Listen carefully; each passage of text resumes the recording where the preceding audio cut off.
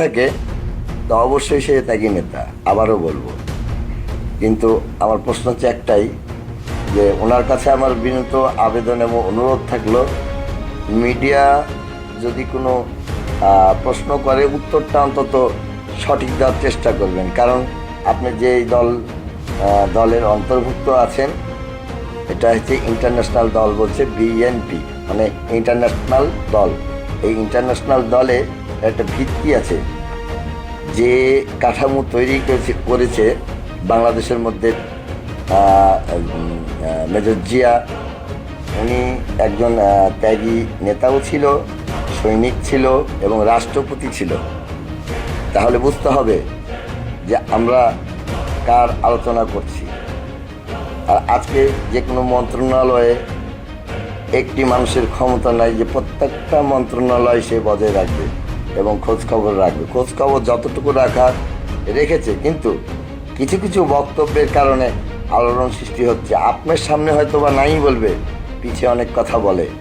আর এই অনেক কথা জমতে জমতে যখন ফাইল পর্যন্ত বিশাল হয়ে যায়, তখন হয় দুর্ঘটনা। তা আমরা এই বিধ্বংসী দেশে আর দুর্ঘটনা চাই না। দর্শকবিন্দু, আজকে আমাদের দেশে একটি সরকার 17 বছর ধরে লুণ্ঠন, প্রতিটা ব্যাংক, প্রতিটা হলমার্ক থেকে শুরু করে শেয়ার বাজার থেকে শুরু করে প্রত্যেকটা জায়গায় আজকে হাহাকার চলছে। নীরবে অনেক কিছু সহ্য করছে।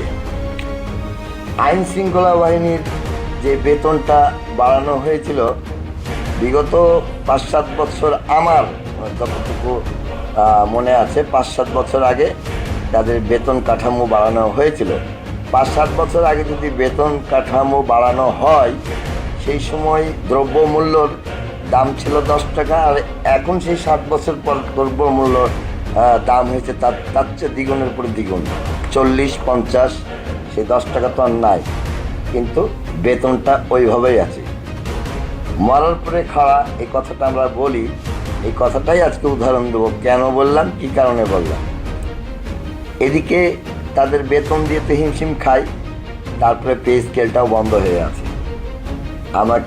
আমি নাম বলবো না, আমাকে একটা ক্ষুদ্র পুলিশ যে ড্রাইভার, সে আমাকে এক সময়, আমার সাথে একটু ভালো সম্পর্ক, কারণ আমি গরিবের সাথে এবং আইন শৃঙ্খলা বাহিনীর সাথে আমি এককভাবে সময় দিই।